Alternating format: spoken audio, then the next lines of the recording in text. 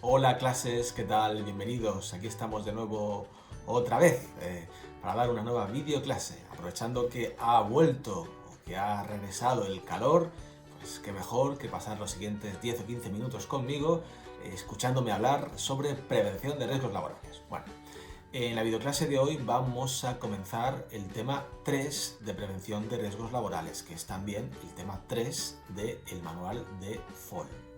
Este tema se denomina factores de riesgo y su prevención.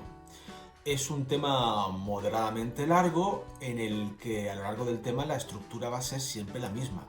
Yo enunciaré una serie de factores de riesgo, indicaré los posibles daños a la salud que esos factores pueden acarrear y además indicaré qué medidas de prevención se pueden adoptar para evitar dichos factores de riesgo.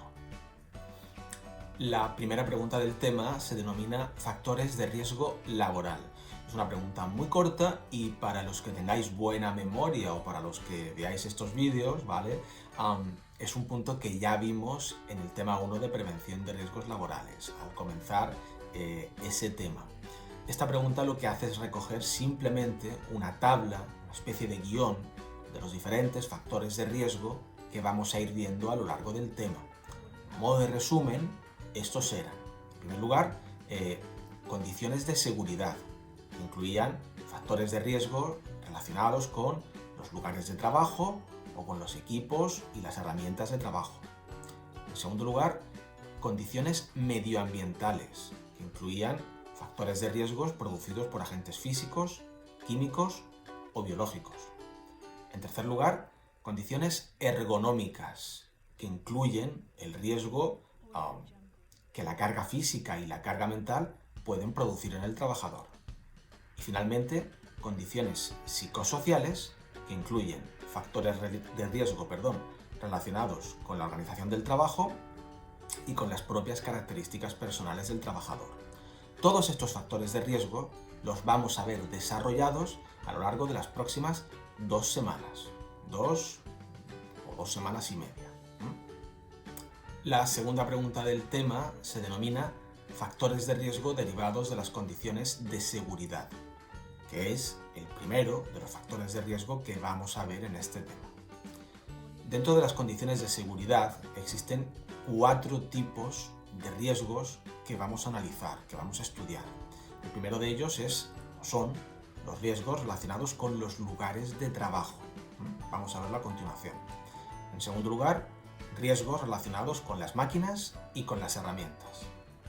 En tercer lugar, veremos el riesgo eléctrico y en cuarto lugar, veremos el riesgo relacionado con los incendios.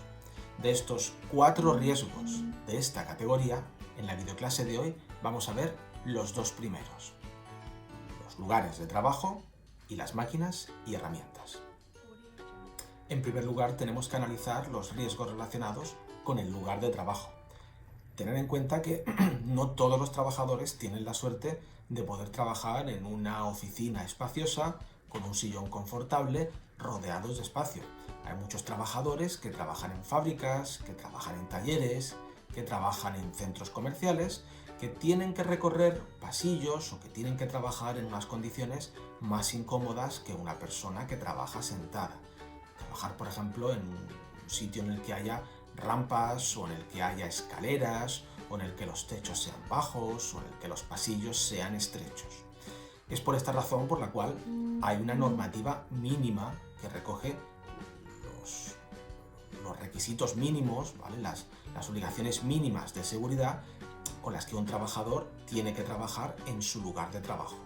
Hay que tener en cuenta, además, que cuando hablamos de lugares de trabajo no nos referimos únicamente al espacio físico donde alguien está realizando su trabajo, sino también lugares de paso como pasillos, zonas como aparcamientos, lugares de aseo como los servicios, o en el caso de que haya zonas de descanso o cafeterías, esta normativa se aplica también.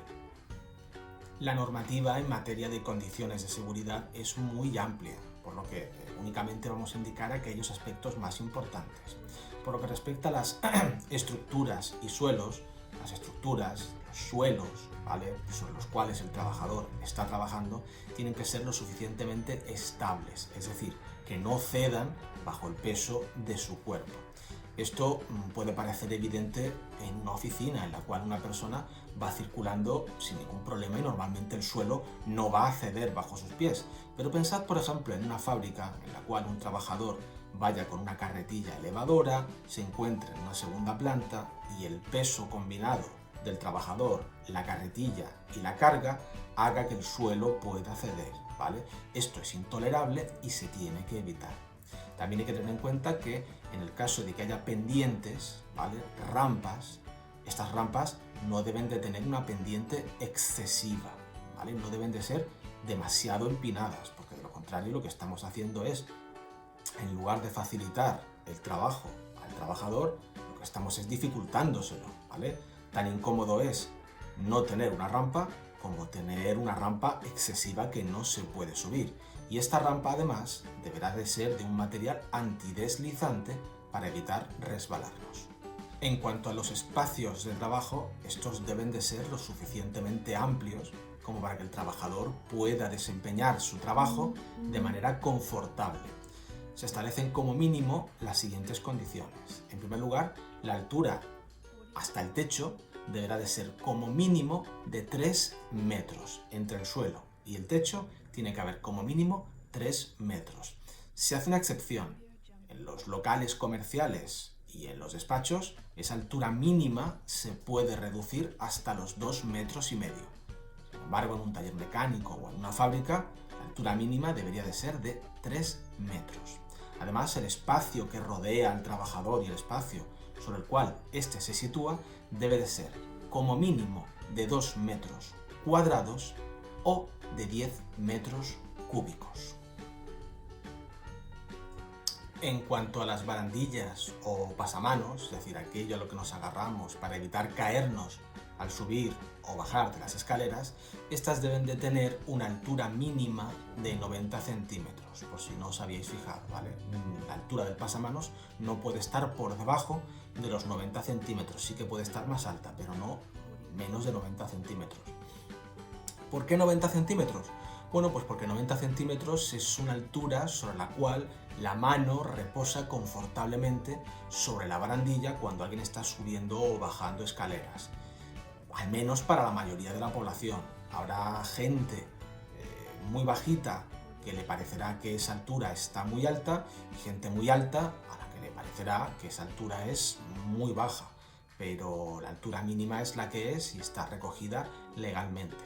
Además, hay que tener en cuenta que en relación a las barandillas se tiene que establecer, colocar debajo de ellas una protección inferior para evitar que alguna persona, especialmente niños, ¿de acuerdo?, puedan colarse por el hueco de la escalera y caerse. Esto pues, puede ser una plancha de metal o pueden ser los típicos barrotes que hay debajo de las barandillas de las escaleras de cualquier domicilio de vuestras casas donde estéis viviendo. En cuanto a las escaleras y vías de circulación, hay que tener en cuenta fundamentalmente su anchura. Por lo que respecta a las escaleras, estas, para ser legales, tienen que tener una anchura mínima de 1 metro. En cuanto a los pasillos, la anchura mínima debe ser la misma, también 1 metro. Sin embargo, es curioso porque las puertas no tienen, como podría a lo mejor intuirse, una anchura mínima de 1 metro, sino que en el caso de las puertas, legalmente, la anchura mínima tiene que ser de 80 centímetros. ¿Por qué es esto así? ¿Por qué en escaleras y pasillos la anchura mínima es de 1 metro y en las puertas la anchura mínima es de 80? Bueno, yo no lo sé, pero puedo intuir por qué. Y es que cuando una persona sube por las escaleras y lo hace acompañado, normalmente va uno junto al otro, van en paralelo. Cuando alguien camina junto a otra persona por un pasillo, van también en paralelo, razón por la cual necesitan más espacio. Sin embargo, cuando una persona entra por una puerta, entra de uno en uno, ¿vale? Razón por la cual la normativa se tiene que adaptar. Escaleras y pasillos, anchura mínima de 1 metro, puertas, anchura mínima de 80 centímetros. Finalmente, por lo que respecta a las salidas de evacuación, a las salidas de emergencia, estas tienen que tener las siguientes características. En primer lugar, deben estar despejadas, es decir, no se pueden colocar sillas, mesas, cajas o ningún otro elemento que pueda obstaculizar el acceso a las mismas. Las salidas de emergencia son para utilizarlas en caso de emergencia y por lo tanto carecería de sentido que hubiese un obstáculo que nos impidiese acceder a ellas. En segundo lugar, deben estar señalizadas. Acordaos, cuando íbamos al centro, al Juan Carlos, aquellos tiempos, había en las paredes, igual os pasó desapercibido, pero había cartelitos donde indicaban dónde se encontraba la salida de emergencia, en el caso de tener que utilizarla. Además, deben de estar suficientemente iluminadas con iluminación de emergencia. Imaginad en una situación de emergencia como un incendio que alguien está buscando la salida de emergencia y es incapaz de encontrarla porque no se ven los carteles. Bien, razón por la cual deben de tener en la parte superior una pequeña iluminación que en el caso de emergencia o incluso de apagón, estas luces puedan funcionar para indicar dónde se encuentran. Y finalmente, estas puertas se deben de abrir, se deben de poder abatir hacia afuera. Quiero comentar una pequeña cosa y es que no dice el libro, y es que estas salidas, estas puertas de emergencia deben estar siempre abiertas, al menos en horario de trabajo. Yo esto siempre en clase suelo comentar una pequeña anécdota. Yo estuve trabajando un año en un instituto en Lorca, no diré en cuál, porque hay varios, y un año uno de los estudiantes se apoyó en la puerta, en la salida de emergencia, en la salida de evacuación, sin darse cuenta de que era una salida de evacuación. Claro, al apoyarse en ella se llevó un susto porque se pensaba que se iba a abrir, dado que el soporte que se empuja para abrirlo cedió, pero la puerta no se abrió. Es decir, la salida de emergencia que estaba señalizada y que estaba despejada, sin embargo estaba cerrada. Por lo tanto, ¿qué sentido tiene tener una salida de emergencia, una salida de evacuación, si esta está cerrada? ¿Vale? Hay que tenerlo en cuenta, no solamente hay que cumplir la normativa en materia de señalización y de iluminación y de que esté todo despejado, además debe de utilizarse adecuadamente, que la puerta de emergencia se pueda abrir. Para terminar con los lugares de trabajo como factor de riesgo, hay que señalar que los principales daños a los que nos podemos ver expuestos son resbalones, caídas de personas y de objetos o golpes con objetos. En cuanto a las medidas de prevención y protección que hay que adoptar para hacer frente a estos riesgos, se encuentra, en primer lugar, cumplir con la normativa sobre condiciones mínimas, es decir, respetar todo lo anterior. Realizar señalización de seguridad de los lugares con riesgo, indicándolo adecuadamente. Mantener el orden y la limpieza y proteger con redes de seguridad o arneses anticaídas allá donde sea necesario. El segundo de los riesgos relacionados con las condiciones de seguridad son las máquinas y las herramientas. Esto no es materia de broma, las máquinas son muy peligrosas. Hay múltiples casos de máquinas que han absorbido a un trabajador y lo han vomitado completamente destrozado. Son invenciones que son potencialmente mortales y que deben de ser usadas con la precaución debida. Los posibles daños que un trabajador puede verse expuesto con máquinas son de todo tipo. A modo de ejemplo y sin ser exhaustivos, tendríamos cortes, atrapamientos, aplastamientos, contacto eléctrico, quemaduras, amputaciones, de todo tipo. Las medidas de prevención que tenemos a nuestra disposición para combatir el riesgo de trabajar con máquinas es, en primer lugar, una adecuada prevención, es decir, diseñar las máquinas desde su inicio, evitando que sean innecesariamente peligrosas. Yo tengo aquí, por ejemplo, este molinillo de café de la marca K&G, ¿vale? Este molinillo de café, si yo retiro la tapa, podéis ver que tiene aquí una cuchilla bastante potente, ¿de acuerdo? Si yo tocase aquí dentro, aquí donde estoy tocando, la cuchilla se activaría, pero no se activa. ¿Por qué? porque no se puede activar. Mi dedo es demasiado gordo y el dedo de cualquier persona, incluso el de un niño, es demasiado gordo como para que esto se pueda activar. ¿Cómo funciona la maquinilla? Bueno, hace falta tener la tapa, colocarla adecuadamente, no de cualquier modo, ¿vale? Sino adecuadamente, para que una vez apretado se ponga en marcha. Si esta medida de seguridad no existiese, si yo pudiese activar la cuchilla de cualquier modo, esto supondría un peligro potencial para mí y para cualquier persona que la estuviese utilizando, ¿vale? Razón por la cual esto es una medida de prevención. En segundo lugar, se deben de utilizar aquellas máquinas que tengan marcado CE de seguridad. Ya lo indiqué en un tema anterior. Vamos a comprobar cómo efectivamente mi molinillo de café se puede apreciar el marcado CE de seguridad. Y finalmente, se deben de adoptar con las máquinas, si fuese necesario, las medidas de protección colectiva que resulten pertinentes, que resulten adecuadas. Finalmente, el último de los factores de riesgo que vamos a ver hoy es el del uso de herramientas. Es cierto que quizás las herramientas no son, en general, tan peligrosas como las máquinas. Sin embargo, no hay que desdeñar, no hay que subestimar el peligro que estas pueden tener, especialmente si no se usan adecuadamente o si no tienen un correcto mantenimiento. Los principales peligros que pueden proceder del uso de herramientas es, en primer lugar, usar herramientas inadecuadas para la tarea correspondiente. Imaginemos que yo, por ejemplo, quiero clavar un clavo en una pared. Utilizaré un martillo, ¿verdad? Pero puede ocurrir que no tenga un martillo a mi disposición, que no tenga un martillo a mano. Quizás, confiado en que es una tarea fácil, utilice otra herramienta. Por ejemplo, una grapadora, por ejemplo, algún otro elemento de metal, cualquier otra herramienta o cualquier otro elemento que yo considere que es bueno para llevar a cabo esa actividad.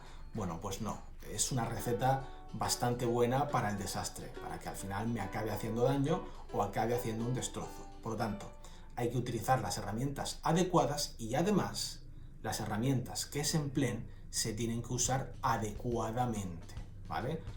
No se debe de hacer el tonto con los destornilladores, no se debe de hacer el tonto con las motosierras, no se debe de hacer el tonto con ningún tipo de herramienta o de máquina, ¿verdad?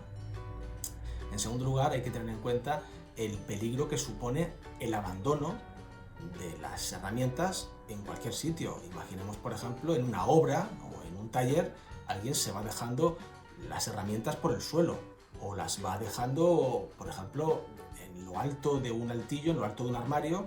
Alguien pasa cerca del armario, se golpea y la herramienta cae encima de uno. Eso es un peligro. Por lo tanto, cada cosa en su sitio y en su sitio cada cosa, ¿vale? Evitar el desorden porque potencialmente puede causar accidentes.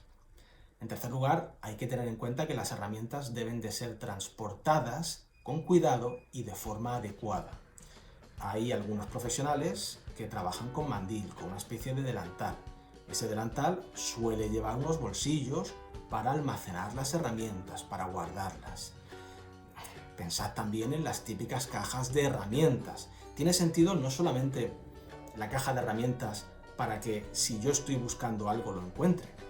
Es que además pensad, por ejemplo, si yo voy circulando con mi vehículo, llevo las herramientas en el maletero, doy un frenazo y como consecuencia de eso y de la inercia y de una cosa llamada gravedad y las fuerzas de la naturaleza, las herramientas salen propulsadas hacia adelante con desastrosos resultados. Hay que llevar mucho cuidado, ¿vale? Y finalmente también otro riesgo potencial sería el inadecuado, insuficiente mantenimiento o cuidado de las herramientas, ¿vale? Si una herramienta necesita ser engrasada cada cierto tiempo o necesita ser ajustada, pues debe de hacerse, porque de lo contrario la herramienta puede funcionar mal y nos puede causar daños. Finalmente, los principales daños que las herramientas pueden producir son golpes, caídas, proyección de partículas, o contacto eléctrico. En cuanto a las medidas de prevención y protección que debemos de adoptar para evitar estos daños, serían las siguientes. En primer lugar, usar las herramientas solamente para el fin al que están destinadas, evitando cualquier otro uso diferente, dando a los trabajadores formación en el uso de herramientas, llevando un adecuado mantenimiento y revisión de las mismas, transportándolas adecuadamente y llevando el correcto orden y limpieza de las mismas. Y ya está, con esto doy por finalizada la videoclase de hoy. Espero que os encontréis bien, que hayáis podido salir a dar paseos en el horario que se ha establecido para tal efecto. Yo me he encontrado con algunos vecinos, ¿vale? Que de repente de la noche a la mañana se han convertido en runners, ¿vale? Son personas que no habían corrido en su vida más que 2 veces y porque les perseguía la policía. Pero bueno, hay gente pato. Como siempre, si tenéis dudas, aportaciones o sugerencias, me las podéis hacer llegar a través de Edmodo o a través del correo electrónico. Así que nada, la clase de hoy he intentado que fuese breve, la siguiente dentro de un par de días. Así que nada, hasta luego.